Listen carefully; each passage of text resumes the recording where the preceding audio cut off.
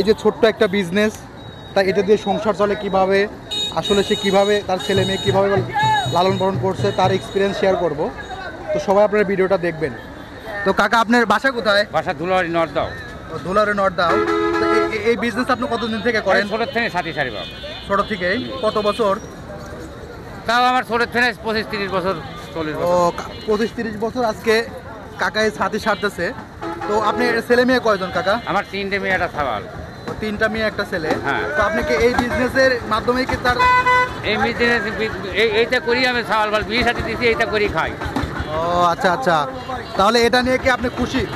এখন দাম জীবন তো চলা লাগবে, তাছাড়া কর্ম তো এটা করি খাওয়া লাগবে।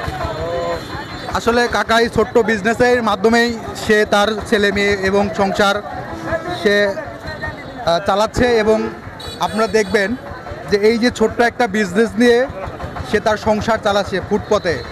তো আপনারা অবশ্যই